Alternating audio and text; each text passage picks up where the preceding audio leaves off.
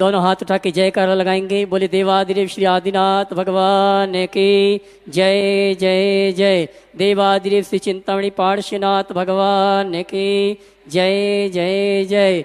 देवाधिदेव श्री महावीर भगवान की जय जय जय। संत शिरोमणि गुरुवराचार्य श्री विद्यासागर जी महाराज के, आचार्य श्री समय सागर जी महाराज की जय जय जय।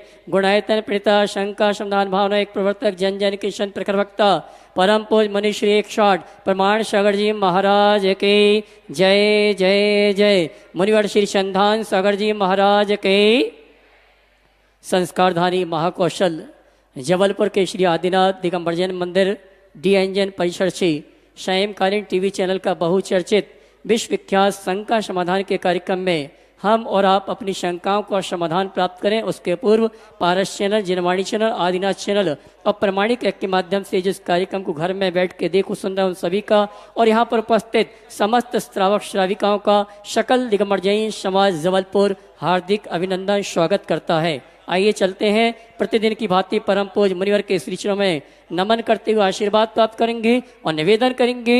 शंका समाधान के कार्यक्रम के लिए दोनों हाथ जोड़ लेंगे, बोलेंगे हे मुनिवर नमोस्तो नमोस्तो नमोस्तो। और आइए गुरुवर के आशीर्वाद से हम और आप अपनी शंकाओं का समाधान प्राप्त करें। उसके पूर्व आज जिन्होंने गुणायतन से निर्माण शारथी के रूप में जुड़ने का अवसर प्राप्त किया है, आशीष जी, रोमा जी, मुन्नालाल जी, ज्योति किरण जी जैन जबलपुर, जिन्होंने आज गुणायतन में निर्माण शारथी के रूप में जुड़ने का अवसर प्राप्त किया है, सम्मान से ताली बजाकर उनका सम्मान करें। आइए चलते हैं। बिना अगर यहाँ पर उपस्थित हैं आशीष जी पूरे परिवार के साथ, मैं सम्मान से आमंत्रित करूंगा मंच में आए और परम पूज मुनिवर के श्री चरण नमन करते हुए गुरुवंदना का सौभाग्य प्राप्त करें। शायद हमारे बीच में नहीं है, मैं चाहूंगा उनके भावों की अनुमोदना के लिए आप ताली बजाकर उनका सम्मान करें। और यही चलते हैं बिना किसी भूमिका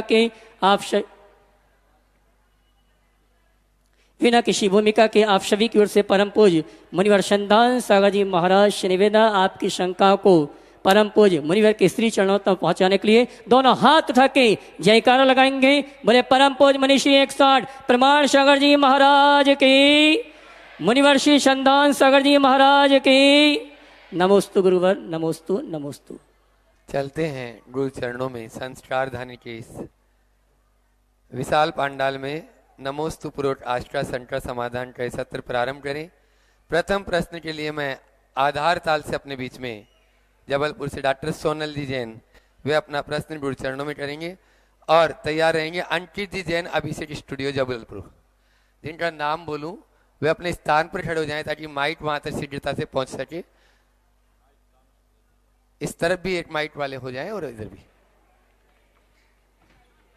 समय को बचाना है, शीघ्रता से माइक दें और बिना नमोस्तु के आप अपना प्रश्न बोलें ताकि और भी लोग आ सकें। नमोस्तु महाराज जी। महाराज जी, परिवर्तन को स्वीकार करना कठिन क्यों होता है? बहुत अच्छा सवाल है। परिवर्तन को स्वीकार करना कठिन क्यों होता है? हम बाहरी परिवर्तन को स्वीकार लेते हैं, भीतरी परिवर्तन को स्वीकार नहीं कर पाते। उसके मूल दो कारण हैं, हमारे भीतर का अहंकार और हमारे मन की अपेक्षा। हमारा अहंकार और हमारी अपेक्षाएं हमें किसी भी परिवर्तन को स्वीकार नहीं करना चाहते। हम दूसरों में परिवर्तन देखना चाहते हैं लेकिन खुद को परिवर्तित करने की कोशिश नहीं करते। अगर अपने जीवन में परिवर्तन को घटित करना है तो अपने भीतर के परिवर्तन को स्वीकारना पड़ेगा और उसके लिए अपनी तैयारी भी करनी है। नमोस्तु महाराज जी, नमोस्तु महाराज। अंकित जी जैन अभिषेक स्टूडियो अपना प्रश्न कर रहे हैं और उसके बाद में आज अपने बीच में जबलपुर का प्रतिष्ठित परिवार गढ़वाल परिवार यहाँ पर उपस्थित है, तैयार रहेगा पूरा परिवार के साथ में। पॉजिटिव सोच के धनी मुनि श्री प्रमाण सागर जी महाराज को मेरा त्रिबार नमोस्तु। गुरुवर, मेरी ये शंका है कि मुझे रामचंद्र जी के भगवान के बारे में पूरा जीवन परिचय पता है, कृष्ण भगवान के बारे में पता है, लेकिन मुझे आदिनाथ भगवान, शांतिनाथ भगवान, कुंथुनाथ भगवान, अरयनाथ भगवान, नवीनाथ भगवान, मुनीश्वरनाथ भगवान, इनके बारे में कुछ नहीं पता। महाजी, ये जिज्ञासा सभी युवा की है और महाजी अब जैन समाज, जैन धर्म में युवा हो गया है महाराज जी। जी महाराज। देखिए 24 तीर्थंकरों का संपूर्ण चरित्र हमारे शास्त्रों में है। आदि पुराण और उत्तर पुराण, इन पुराणों में 24 तीर्थंकर भगवान का सविस्तार वर्णन है। आदिनाथ भगवान का चरित्र तो बहुत बृहद रूप में हम लोगों को उपलब्ध है। आप लोग पंचकल्याणकों में उसकी झलक देखते भी हो। अन्य तीर्थंकर भगवंतों का भी उपदेश हमें उत्तर पुराण में मिलता है। एक 24वीं पुराण भी है। 24वीं पुराण पढ़ करके भी आप उन सब चीज़ों को ज्ञात कर सकते हैं। तो इन पुराणों को पढ़े, सभी लोग पढ़े और इस तरह का प्रयास करें। मुझे लगता है कि हम लोगों को भी इनके चरित्र पर कुछ काम करना चाहिए। आज आपने बताया महाराज जी, आपकी माला है ना ये 24 मन की, मैं ये सोचता हूँ कि हमारी नहीं, ये पूरी ऑडियंस की हो सकती है कि जिसको मन की अधिकांश लोगों को सिर्फ 3 भगवान के बारे में पता हो सकता है। एक आदिनाथ भगवान, दूसरे पासनाथ और तीसरे महावीर स्वामी। इनके अलावा किसी को भी महाराज जी मेरी सोच से नहीं पता होगा। बहुत सही बोल रहे हो। लोगों को थोड़ा पुराण साहित्य को पढ़ना चाहिए। और देखो, मन मना तो मैं आने वाले दिनों में अब जहाँ भी हो 24 तीर्थंकर भगवंतों पर एक प्रवचन की श्रृंखला रखूं और वो पूरा प्रवचन उन तीर्थंकर भगवंतों के जीवन पर केंद्रित होगा, जिससे हम उनके गर्भावतरण से लेकर निर्वाण तक की सारी घटनाओं के साथ उनके जीवन दर्शन को आत्मसात कर सकते। महाराज जी, संस्कार सबसे उपयुक्त रहेगा महाराज जी। वो आज अपने बीच में जबलपुर का वह प्रतिष्ठित परिवार गढ़वाल परिवार, आप लोग भी तालियां, जोरदार ताली बजाएं। सुनील जी, राजश्री, युवराज, जयश्री, अनुराग, मोना, शशांक, अंजू, अनुपमा, अनिल, अर्चना, प्रभात, समीर, रिया, समवीर, सेलू, डिम्पल, श्रुति, श्रिया, सुबह, काका, सोनिया, स्वा, सुबी, खुशी, परी, समस्त गढ़वाल परिवार एक बार जोरदार तालियां बजा दीजिए इस पूरे परिवार के लिए यहाँ उपस्थित है। उसके बाद में तैयार रहेंगी प्राची जैन, अध्यक्ष आदिनाथ शाखा। नमोस्तु महाराज जी, नमोस्तु महाराज जी। महाराज जी, विगत दिवस, विगत माह हमारी माता जी का देहावसान हुआ और उन्होंने कुछ दिनों से उनके मन में त्याग की भावनाएं चल रही थी। मुझे एक बात का बड़ी जिज्ञासा है कि उनके हाथ में कुछ सोने की जो चीज़ें होती थी, वो जब कुंडलपुर गई तो उनने जो हाथ में आया वो दान कर दिया। जब आचार्य समय सागर जी के दर्शन किए तो उनके हाथ में अंगूठी थी, वो दान कर दी। हाथ में 4 चूड़ियाँ थीं तो उनने कहा कि मंदिर जियों में दान करना है। और हम लोगों को बगैर बताए मेरी छोटी बेटी के पास उनने कुछ लिखा के दिया कि इन 4 जगह पर दान करना है। मैंने उनसे आग्रह किया था कि आप मंदिर में दान ना करके, और मैं बता दूं तो मैं किसी ज़रूरतमंद या उनके लिए कुछ मदद कर देंगे, पर उन्होंने एक स्पष्ट भाव से कहा कि नहीं, मुझे जो कुछ देना था अपने जीवन में दे दिया, अब मुझे सिर्फ दान करना है और जो मैंने शुभ्रा को लिखाया है वही दान करना। तो उनको उसमें एक फल पुण्य गुणायतन के लिए भी उन्होंने कहा था। तो उनको उसका क्या फल मिला होगा और क्या उनके भाव सिर्फ दान के लिए ही क्यों रहे, ये जिज्ञासा मन में थी। मैं चाहूँगा एक बार इस परिवार का आप सभी जोरदार अभिनंदन करें। आपकी माता जी के जो परिणाम थे वो बहुत ही प्रशस्त परिणाम थे। शास्त्र के कथनानुसार अंत समय में दान का परिणाम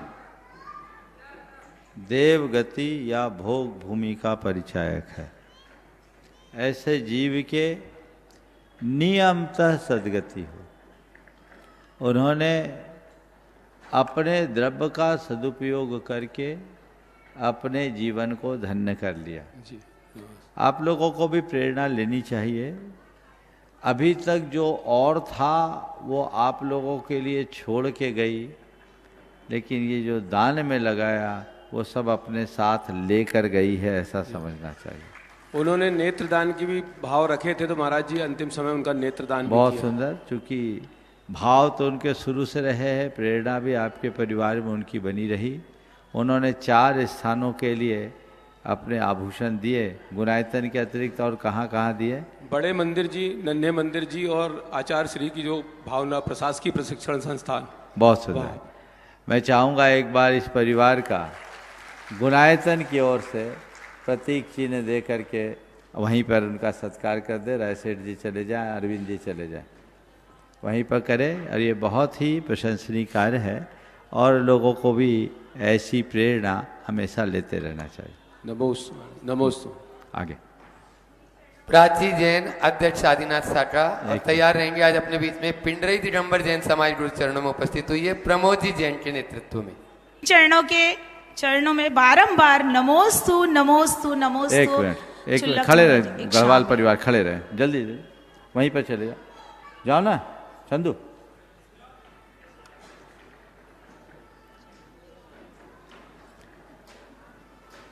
आप लोग तालियों में कंजूसी करें।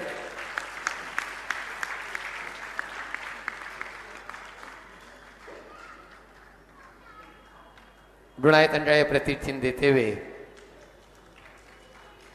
राय सेठ चंद्र कुमार जी और अरविंद जी राजा। हाँ बोलिए। हाँ प्राची जी अपना प्रश्न करो, पिंडरई दिगंबर जैन समाज तैयार रहे। मुनि चरणों में बारंबार नमोस्तु नमोस्तु नमोस्तु। छुल्लक महाराज जी को एक शामी हे मुनिवर, एक शंका है मन में, क्या पत्नी का अस्तित्व केवल पति से जुड़कर ही पूर्ण माना जाता है? क्या पति के रहते हुए भी उसे समाज और सम्मान और पहचान का अधिकार मिलता है? और यदि ऐसा नहीं है तो पति के न रहने पर उस स्त्री को इतना उपेक्षित क्यों किया जाता है और उसे मांगलिक कार्य में क्यों शामिल नहीं किया जाता है? देखिए, जहाँ तक पति और पत्नी का संबंध है उस विषय में मैं इतना ही कहूँगा कि दोनों एक दूसरे के पूरक हैं और दोनों को एक दूसरे के प्रेरक बनकर रहना चाहिए। जहाँ तक मान सम्मान का सवाल है तो भारत की परंपरा में पत्नी ने पति के ही सम्मान को अपना सम्मान माना है। उसके अंदर आत्मार्पण की ऐसी भावना रही कि वह एक स्त्री बनकर के ही नहीं रही, वह अपनी पति की अर्धांगिनी बनकर के रही। उसकी नज़र में उसका पति केवल पति ही नहीं, उसमें परमेश्वर का रूप भी दिखा। ये भारत की परंपरा रही। स्त्री पुरुष का पति पत्नी के रूप में जो संबंध है वो लता और स्तंभ जैसा संबंध है। स्तंभ खड़ा होता है, लता उसमें लिपटती है। लता की प्रगति उस स्तंभ के सहारे होती है और स्तंभ का सौंदर्य उस लता के कारण होता है। लता के अभाव में स्तंभ ठूंठ है तो स्तंभ के अभाव में लता की प्रगति ही नहीं। तो दोनों एक दूसरे से जुड़ कर के चले, एक दूसरे से मिलकर मिलाकर के चले तो उसके परिणाम ज़्यादा सार्थक होंगे और तभी हम कुछ अच्छा कर पाएंगे। इस दिशा में सतत प्रयास होना चाहिए, प्रयत्न होना चाहिए। आपने कहा कि पति के चले जाने के बाद एक स्त्री को वो सम्मान क्यों नहीं मिलता। निश्चित रूप से ये दकियानुशी विचारधारा है। मेरी राय में अगर किसी स्त्री ने पति को खोया है और उसके बाद वो ब्रह्मचर्य का पालन करके एक शीलवती स्त्री की तरह जीवन जी रही हैं तो उसे तो मांगलिक भाव से देखना चाहिए, उसका सत्कार करना चाहिए। उसका क्या कसूर कि उसका पति चला गया। हमें तो इस बात को लेकर उसका सत्कार करना चाहिए कि पति को खोने के बाद भी कितने साहसपूर्ण तरीके से वो अपना जीवन चला रही है। अकेले रह करके भी अपने परिवार का और अपने बच्चों का लालन पालन कर रही है, अपने धर्म का निर्वाह करते हुए। इसका सम्मान होना चाहिए। अमंगल वो हो सकती है जिसने दूसरा विवाह कर दिया। अमंगल वो कहलानी चाहिए जिसने अपना घर बसा लिया। अमंगल उसको मानना चाहिए जिसने अपने बच्चों का भविष्य नहीं देखा, जो अपने सारे सुखों को त्याग कर अपने परिवार के लिए अपनी जान लगाई है। उसे तो एक तपस्विनी की भांति देखना चाहिए। अमंगल को ये सोच बिल्कुल गलत है और हमें इस सोच से मुक्त होना चाहिए। नमोस्तु महाराज जी, नमोस्तु नमोस्तु। प्रमोद जी जैन के नेतृत्व में पिंडरी दिगंबर जैन समाज अपना निवेदन, अपना प्रश्न गुरु चरणों में कर रहे हैं और उसके बाद में प्रीति जी त्रिपाठी जो अनेक पदों को सुशोभित कर रहे हैं, ऐसी प्रीति जी त्रिपाठी अपने बीच में वे गुरु चरणों में अपना प्रश्न करेंगे। महाराज जी के चरणों में त्रिवार नमोस्तु। महाराज जी, मैं अपनी शंका समाधान करूं उसके पूर्व 2 निवेदन आपसे करना चाह रहा हूं। महाराज जी, हम लोग सब व्रतीनगर पिंडई के निवासी हैं, जिनको कि आपका चतुर्मास करने का 89 में अवसर प्राप्त हुआ था। हम अपने आप को अत्यंत पुण्यशाली और भाग्यशाली समझते हैं कि आपका पहला चतुर्मास हम लोगों ने पिंडई में कराए। उसके बाद 96 में आपके सानिध्य में जो गजरत हुआ, आज भी वहाँ के जैन और अदर लोग याद करते हैं। पंचकल्याणक तो बहुत होते हैं, परंतु जो पिंडई का गजरत हुआ था वो ऐतिहासिक गजरत है। इतनी विषम परिस्थितियों के उपरांत वहाँ जो फसल हुई आज भी उसको लोग याद करते हैं, जैन तो जैन और अलग जैन से हटके भी। तो मेरा ये निवेदन है कि महाराज जी, सब लोग पलक पावड़े बिछा के आपका पिंडई में इंतजार कर रहे हैं और निश्चित रूप से हमें विश्वास है कि आपके चरण पुनः पिंडई में पड़ेंगे। ये महाराज की जय। कोई सवाल भी और है? वहाँ पाषाण मंदिर का निर्माण हो रहा है, आपके पहुंचने से वो द्रुत गति से पूरा हो जाएगा, ऐसा हम लोगों का विश्वास है। कोई सवाल भी है? महाराज जी, अहिंसा परमो धर्म भगवान महावीर का महत्वपूर्ण सूत्र है। व्यावहारिक जीवन में इस सूत्र के परिपालन में अत्यंत कठिनाई और असहजता महसूस होती है, जैसे घर, परिवार, व्यापार, धंधे। तो हम लोग व्यावहारिक रूप से इस सूत्र के साथ समीपता स्थापित नहीं कर पाते। मुनि श्रेष्ठ, आपसे प्रश्न है कि इस विषय में, इस ऊहापोह से निकालने में हमें सारगर्भित मार्गदर्शन प्रदान करें। देखिए, पहली बात तो आपकी भावना है निश्चित। पिंडई हमारे पहला चातुर्मास पिंडई में हुआ, प्रथम चातुर्मास स्थली है और शंका समाधान की वास्तविक शुरुआत वहीं से हुई। आप लोगों ने ये कहा कि लंबा अंतराल हो गया, वो तो मुझे भी पता है, लेकिन हमारे और आपके बीच में जब तक अंतराय होगा ये अंतराल जारी रहेगा। भावना भाई है कि अंतराय टले ताकि अंतराल मिटे।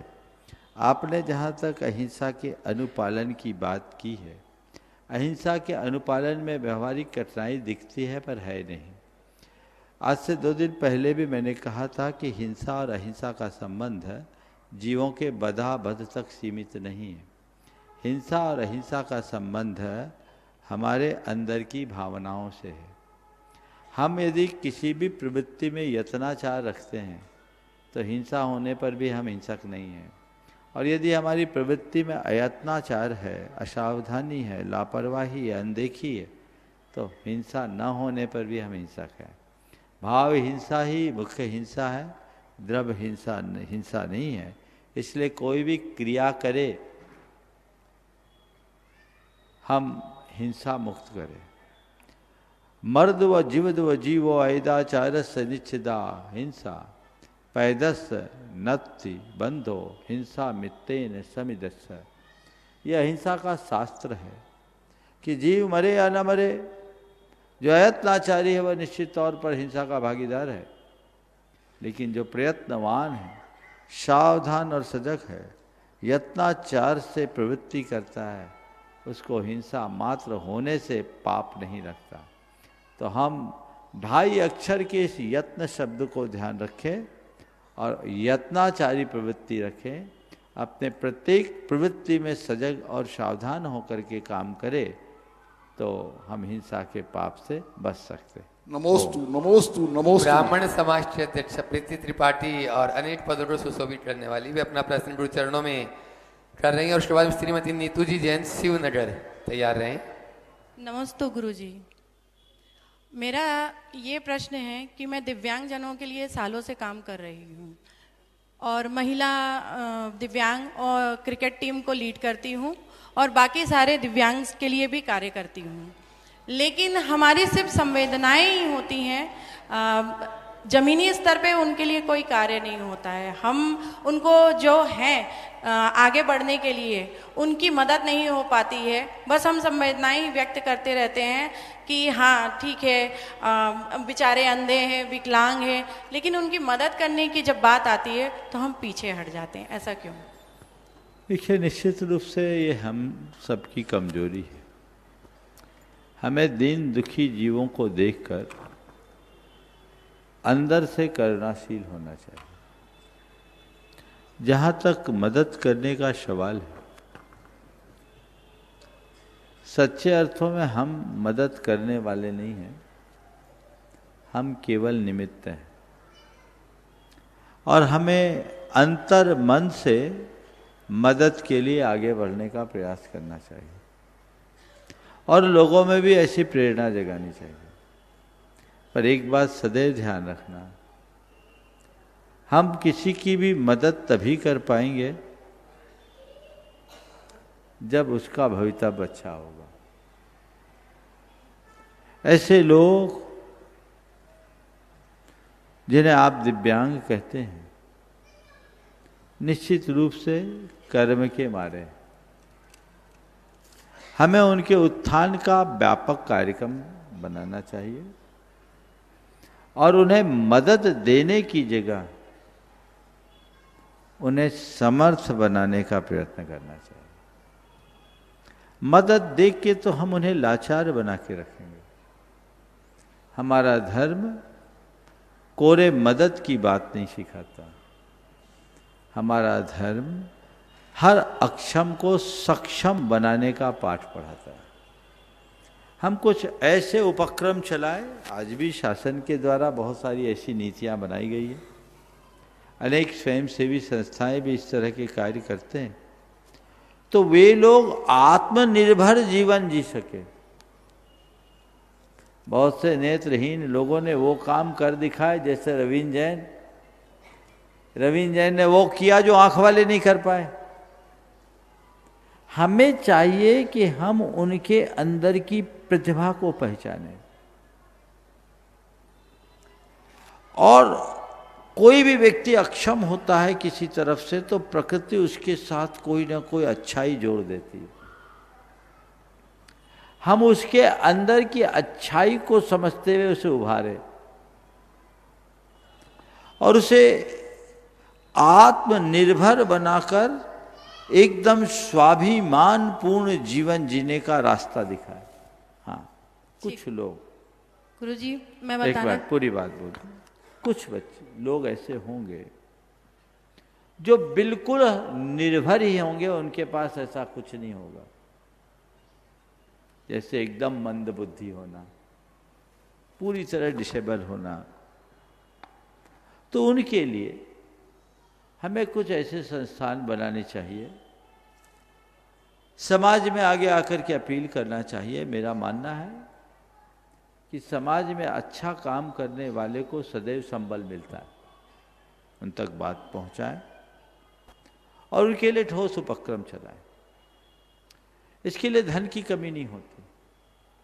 आज लोगों के पास बाकी सब चीजें, समय की कमी है। अच्छे कार्यकर्ता आगे आए, काम करे, लोगों से जुड़े, बड़ी कंपनियों से जो CSR का फंड आता है उन तक अपने योजनाओं को बताएं और उनके लिए हम उपक्रम चलाएं, तो मैं समझता हूँ ये समस्या बड़ी समस्या नहीं होगी। हमारे देश में इतने सारे लोग नहीं हैं कि हमें इतना सोचना पड़े। बहुत थोड़े लोग हैं जो ऐसी समस्या के शिकार हैं और उनके लिए हम थोड़े से लेकिन सार्थक प्रयत्न से सब कुछ कर सकते हैं। नीतू जी जैन शिवनगर, वे अपना प्रश्न करें, और आशी जैन जबलपुर तैयार रहे। नमोस्तु महाराज जी। महाराज जी, हम माता पिता अपने बच्चों को माली बनकर पालें कि मालिक बनकर? उन पर अपने सपने थोपना क्या उचित है? बच्चों के न माली बन करके पालो न मालिक बन करके पालो, बच्चों के माँ बाप बन करके पालो। समझ गए? माली फॉर्मेलिटी करता है और मालिक हुक्म चलाता है। फॉर्मेलिटी भी ठीक नहीं और हुक्म चलाना भी ठीक नहीं। माँ बाप बच्चों का भविष्य गढ़ते हैं, उनको अपने प्रेम आत्मीयता से सींचते हैं, उनमें संस्कार गढ़ो, उनके जीवन को मजबूत बनाओ, उन्हें खिलने और खुलने के अनुकूल वातावरण दो, उनकी योग्यता को निखारने का प्रयत्न करो तो रास्ता खुले। नमस्ते महाराज।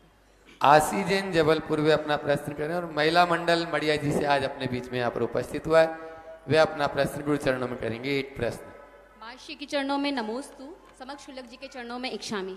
महर्षि हमारा प्रश्न है कि कन्यादान क्या है? हाँ, कन्यादान क्या है?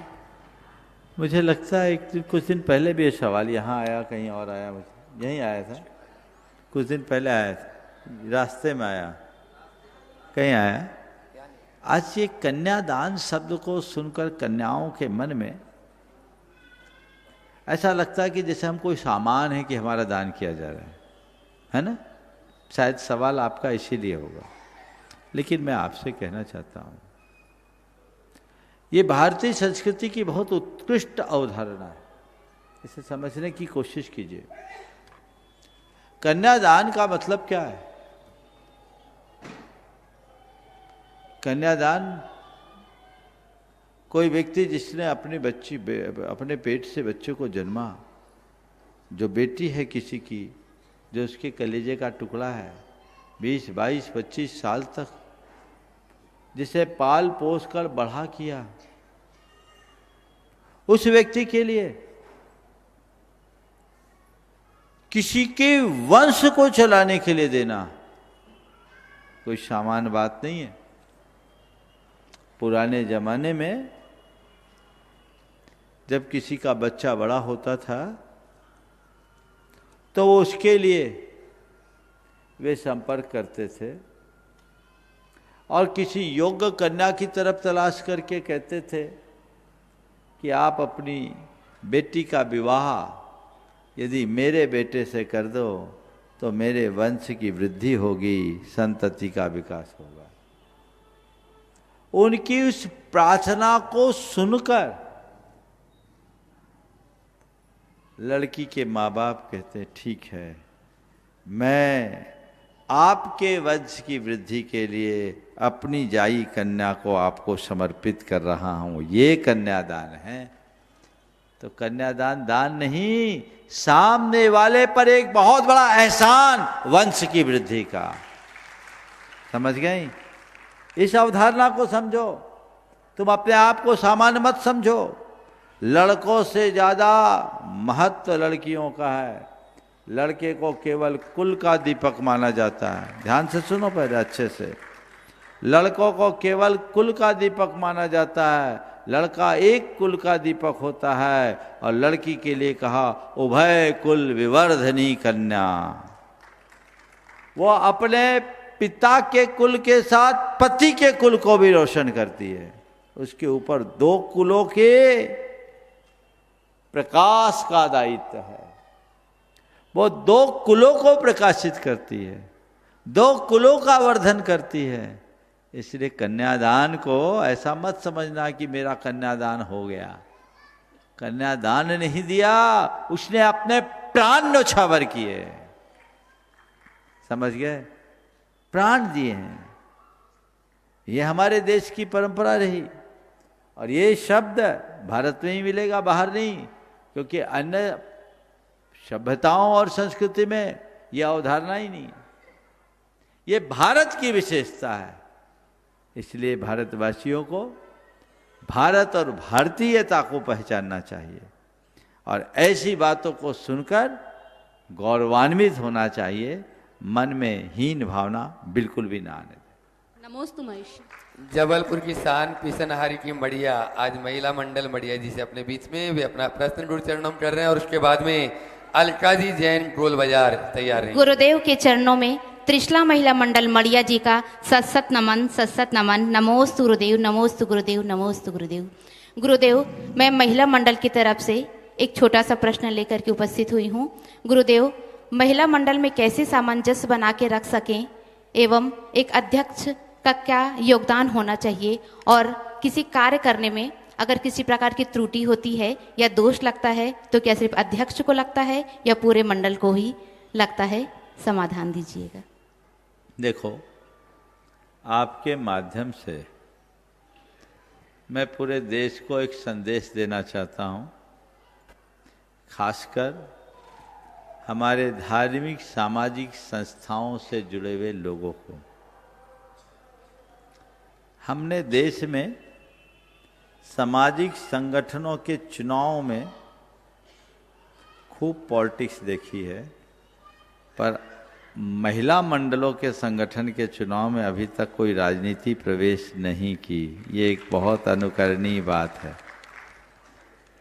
और मैं महिलाओं से कहना चाहूँगा कि ये पुरुषों का जो ये छूत का रोग है, उससे अपने आप को बचा के रखना। संगठनों में सामंजस्य तभी बनता है जब हम एक दूसरे के पूरक बन करके चलते हैं। किसी भी संगठन का जो मुखिया है, उसके जीवन में 4 बातें प्रमुखता से होनी चाहिए। पहली बात, वो टीम भावना को जागृत करे। अकेला नहीं, टीम भावना। दूसरी बात, औरों को प्रोत्साहन दे। तीसरी बात, जो भी करे उसका श्रेय खुद लेने की जगह टीम को दे। और चौथी बात, लोगों की प्रतिभा का सम्मान करना सीखे। यदि ये बातें साथ लेकर के चले तो संगठनों में अपने आप मजबूती आई। नमोस्तु गुरुदेव, नमोस्तु गुरुदेव, नमोस्तु। श्रीमती अलका जैन गोल बाजार और तैयार रहेंगी श्रीमती सोनू जी जैन जबलपुर। मेरे जीवन को दशा और दिशा देने वाले ऐसे आराध गुरुवर के चरणों में बारंबार नमोस्तु, मुनि संघ के चरणों में बारंबार नमोस्तु। महाराज जी, ये प्रश्न मेरी बेटी का है। मेरी बेटी ने एक बार जॉब से कुछ समय के लिए लीव ली, 3 महीने के लिए, तो कुछ कारण वह बिजनेस स्टार्ट करने के लिए, लेकिन वो बिजनेस नहीं जमा। दोबारा जब वो ज्वाइन करने गई जॉब, तो उससे पूछा गया कि तुम 3 महीने तक तुमने क्या किया, तो उसने अनायास ही महाराज जी झूठ बोल दिया कि मेरी मम्मी का एक्सीडेंट हो गया था 2 व्हीलर से, उनकी रीढ़ की हड्डी में फ्रैक्चर हो गया था, तो कुछ नहीं, उसको लीव मिल गई थी और उसने दोबारा जॉब ज्वाइन कर ली। महाराज जी, ये उसने बोला अनायास झूठ, लेकिन 3 साल बाद यही एक्सीडेंट मेरे साथ सेम घटना हुई कि 6 महीने पहले मेरा 2 व्हीलर मंदिर आते समय मैं जाप करते हुए आ रही थी, मेरा 2 व्हीलर से एक्सीडेंट हो गया। मेरी रीढ़ की हड्डी में L1 में 2 फ्रैक्चर आए। महाराज जी, 1 महीने का मुझे बेड रेस्ट मिला। मेरी वही बेटी मेरी सेवा करने के लिए आई, जो उसने झूठ बोला था वही सब घटित हुआ। महाराज जी, मैं आज ये जानना चाहती हूँ कि ये उसके झूठ का परिणाम है कि मेरे असाता कर्म का उदय था। नमोस्तु महाराज। देखो, ये घटना एक बहुत बड़ी सीख लेकर आई। मैं आप सबसे कहता हूँ, छोटे स्वार्थों में बड़ा पाप करने का यही नतीजा आता है। क्या जरूरत थी ऐसा कहने की? ऐसा पाप क्यों किया? कुछ और भी बोला जा सकता था। आप कहते हैं कि सच बोलने पे नौकरी चले जाती, और आप सच बोलते नहीं, ये सबको पता है। पर झूठ भी बोलो तो ऐसा तो झूठ ना बोलो कि अपनों को ही खराब कर दे। ऐसी एक घटना और मेरे पास आई। एक व्यक्ति ने किसी से पैसे की मांग की। वो था थोड़ा धूर्त टाइप का आदमी, एकदम फ्रॉड, और फोन करके पैसा मंगवाया कि मेरी माँ बहुत सीरियस है, मुझे इतने रुपए इस अकाउंट में दे दो। और ऐसा करीब 1-1.5 महीने तक वो करता रहा। जहाँ जिसके नंबर मिले उससे अकाउंट में पैसा दिलवा लिया। आपको सुन करके दुख भी होगा। और उसकी माँ दुर्घटनाग्रस्त होकर मर गई। हम जब किसी के लिए नकारात्मक वाइब्स छोड़ते हैं तो उसका दुष्प्रभाव पड़ सकता है। कभी भी कुछ भी बोले हम सोच के बोले। आपके साथ जो घटना घटी ये एक संयोग भी हो सकता है, लेकिन उसने जो कहा वो सही कहा।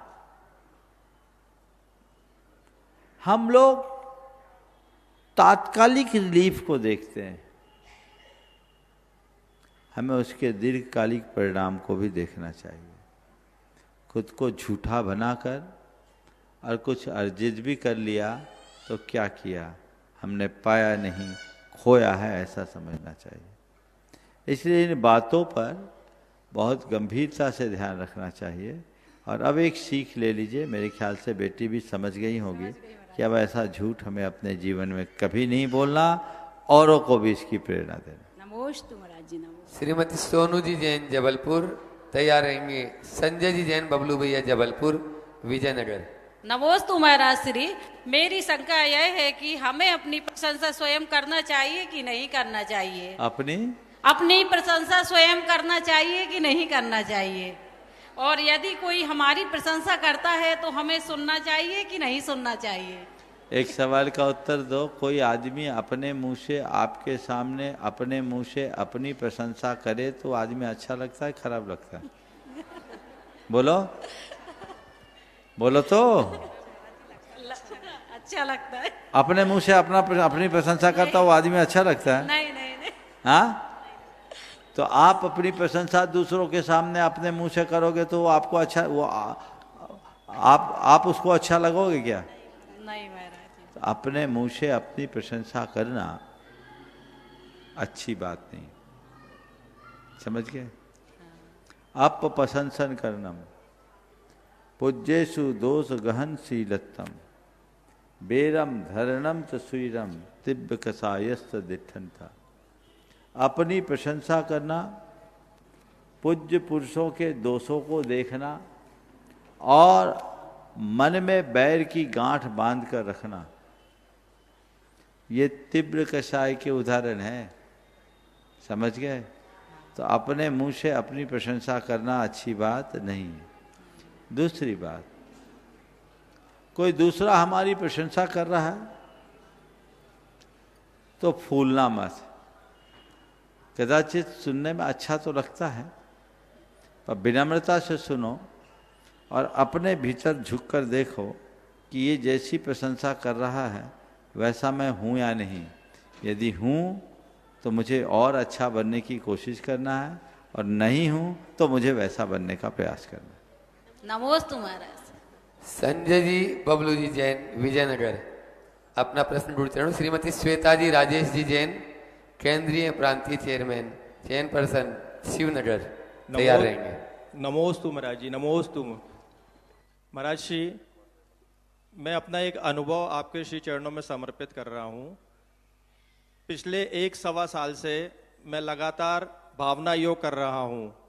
मुझे कुछ शारीरिक परेशानियाँ थीं। उन शारीरिक परेशानियों में मुझे बहुत 99% का आराम मिला है। मैं मानसिक रूप से भी कुछ परेशान था, उसमें भी मुझे एकाग्रता मिली है। मैं जिनसे भी मिलता हूँ जो मुझे परेशान दिखते हैं शारीरिक मानसिक रूप से, मैं उन्हें भावना योग करने के लिए प्रेरित करता हूँ। नमोस्तु महाराज जी। बहुत सुंदर। देखिए, संजय भाई ने अपना अनुभव अभी आप सबके बीच प्रकट किया।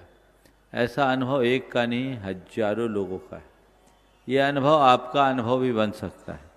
भावना योग को समझिए और केवल अस्वस्थ होने पर ही भावना योग करें ये बात नहीं। स्वस्थ दशा में भावना योग कीजिए ताकि आप मन से और अधिक स्वस्थ और समर्थ बन सके और अपना जीवन अच्छे से व्यतीत कर सके।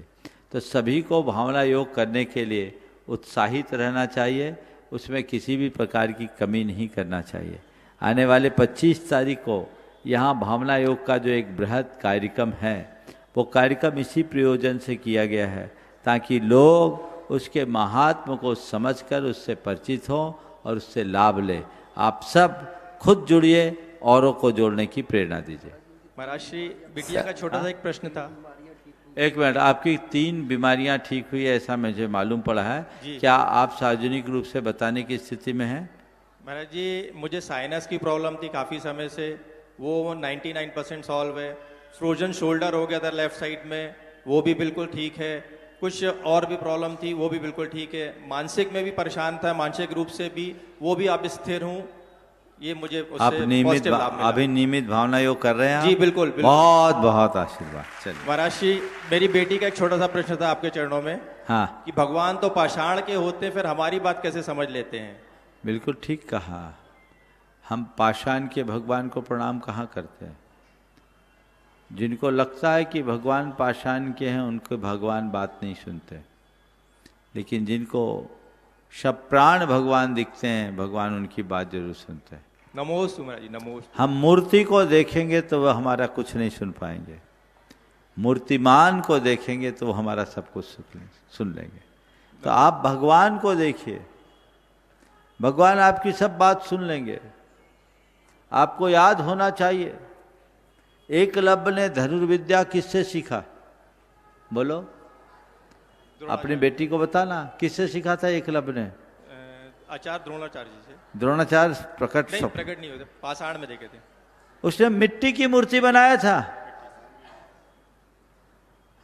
अब मिट्टी की मूर्ति बना करके उसने द्रोणाचार्य से वो विद्या सीख ली जो अर्जुन साक्षात नहीं सीख पाया।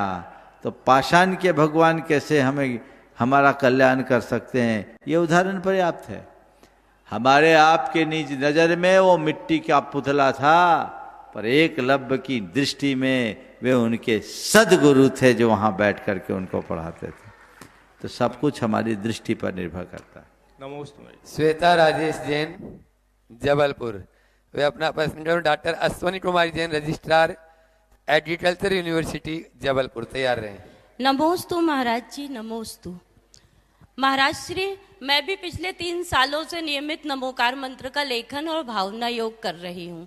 कटनी में मेरे परिवार ने आपसे आशीर्वाद लिया था। मेरे बेटे ने आपके सामने भाव रखे थे कि मैं सिविल सर्विसेज की तैयारी करना चाहता हूँ, लेकिन राह बहुत कठिन है। और आपने आशीर्वाद दिया और प्रथम प्रयास में ही उसका रक्षा मंत्रालय में चयन हो गया। उसकी ओर से भी सादर नमोस्तु महाराज जी। मेरा प्रश्न यह है कि परिवार में, दोस्ती में, या जैसे हम विभिन्न पदों पर रहते हैं, तब हमारे आत्मसम्मान के सामने कई बार रिश्तों को रखने की शर्त आ जाती है। तब हमें किसी एक चीज को चुनना होता है, जबकि कहते हैं कि अपना स्वाभिमान, अपना आत्मसम्मान सबसे ऊपर रखना चाहिए। फिर भी हम रिश्ता चुनते हैं, तो ये सही है या गलत? देखो, परिवार और व्यवहार दोनों अलग अलग चीज है और व्यापार एकदम अलग है। व्यापार में लाभ हानि देखा जाता है, समझ गए? व्यवहार में भी सही गलत देखा जाता है, लेकिन परिवार में लाभ हानि नहीं, सही गलत नहीं, परिवार में अच्छा बुरा देखा जाता है। अगर मेरे स्वाभिमान की उपेक्षा की जा रही है, गलत है, लेकिन इससे परिवार की एकता है तो अच्छा है। मैं अपने स्वाभिमान को चुनता हूं तो वो सही होगा, लेकिन परिवार बिखरता है तो बुरा होगा। तो हम बुरे को भी बचाने में समर्थ बने। इसलिए घर परिवार में जब भी बात आए चुनाव की, तो लाभ हानि मत देखना, सही गलत मत देखना। क्या देखना? अच्छा और बुरा देखना। और जब आप अच्छा बुरा देखोगे, आपका सवाल यहीं पूरा हो जाएगा। बहुत बहुत आशीर्वाद। नमोस्तु महाराज। डॉक्टर अश्वनी जी जैन, रजिस्ट्रार, एग्रीकल्चर यूनिवर्सिटी, और तैयारी श्रीमती गीता सरजीत तिवारी। परम पूज्य मुनिश्री प्रमाण सागर जी महाराज जी के श्री चरणों में मेरा और मेरा परिवार की ओर से बारंबार नमन, नमोस्तु नमोस्तु। महाराज श्री, मैं कृषि शिक्षा से जुड़ा हुआ हूँ।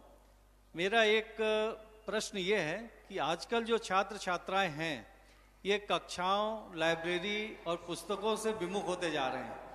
वर्ग की अपना अध्ययन ये ऑनलाइन माध्यम जैसे यूट्यूब है या गूगल है या और दूसरे जो माध्यम है उससे करते हैं, जिससे उनकी जो स्व अध्ययन में मेरे को लगता है कि उचित प्रभाव नहीं पड़ रहा है। तो इसमें उचित मार्गदर्शन चाहता हूं। देखिए, आज का युग टेक्नोलॉजी का युग है। लोग कृत्रिम बुद्धिमत्ता के युग में जी रहे हैं। आर्टिफिशियल इंटेलिजेंस बढ़ गया है। अब तो मुझे लगता है कि लोग पढ़ना ही छोड़ देंगे। अब पढ़ने की जरूरत नहीं पड़ेगी, एक कमांड से सारी चीजें उनके पास आने लगेगी, आने ही लगी है। तो एक बहुत बड़ा बदलाव। हम आपके समय का जो समय था वो अलग था, और आज का जो समय है वो बिल्कुल अलग। हमें उसी समय के अनुरूप अपना काम करना होगा। मेरा मानना है कि हम लोगों को कहें कि वो टेक्स्ट बुक पढ़े तो शायद सफल ना होंगे। हम ये कहें, उन्हें ये समझाएं कि स्क्रीन टाइम हमारा कितना होना चाहिए, और स्क्रीन टाइम का हमारे मस्तिष्क पर, हमारे चिंतन पर, हमारी चेतना पर कितना विपरीत प्रभाव पड़ता है। तो उनके मन में सीधे टेक्स्ट की तरफ झुकाव होगा। हम लोग निषेध करते लेकिन प्रेरणा नहीं दे पाते। ये मत करो ऐसा कहने की जगह ये सही क्या है ये सुझाना ज्यादा अच्छा है। तो लोगों को ये बताए कि स्क्रीन से हम कोई चीज रीड करते हैं तो उसका परिणाम अच्छा नहीं होता, पर टेक्स्ट के माध्यम से हम पढ़ते तो बहुत अच्छा होता है। अभी मैं इंदौर में था, नहीं भोपाल में, एक बड़े पत्र समूह के संपादक मुझसे मिले। उन्होंने बोला, महाराज जी मैं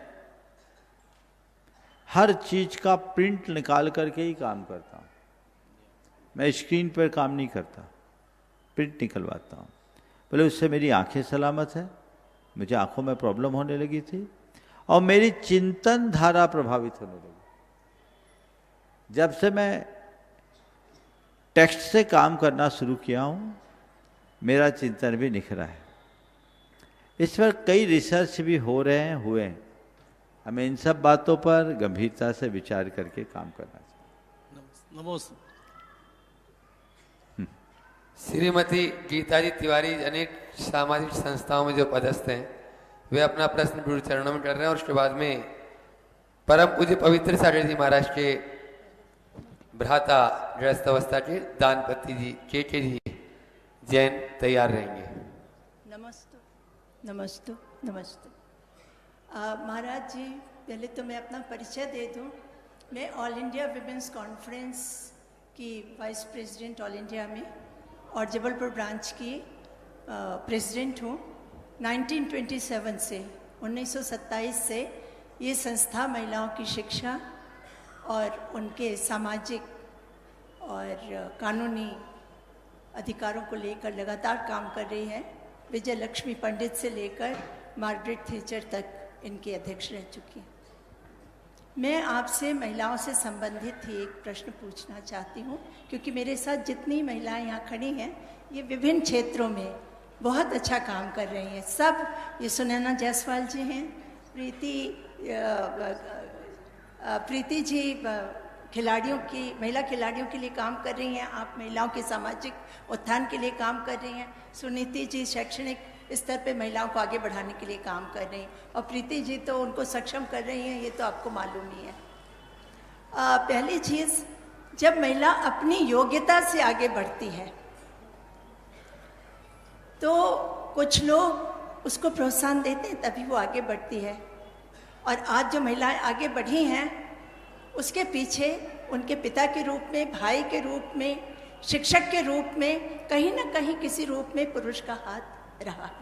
लेकिन हमारे समाज में ऐसे भी कुछ लोग हैं जो, जैसे अभी एक घटना हुई थी जो हम महिलाओं को बहुत आहत कर गई थी, कि सेना में महिलाओं को बहुत मुश्किल से कमीशन में हुआ था, और हमारी 2 बहनों ने कितनी वीरता के साथ में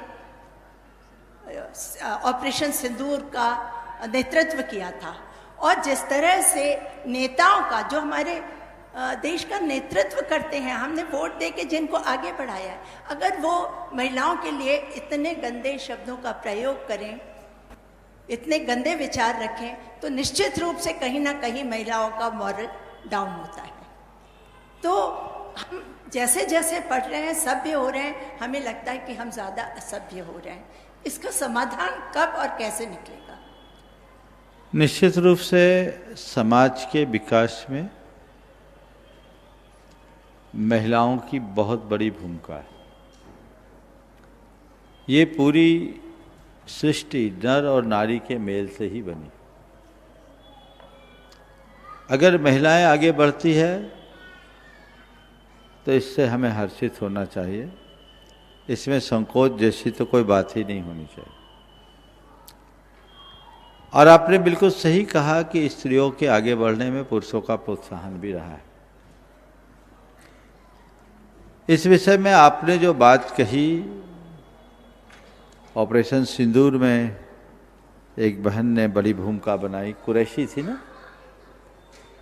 सोफिया कुरैशी, सोफिया कुरैशी और एक और थी।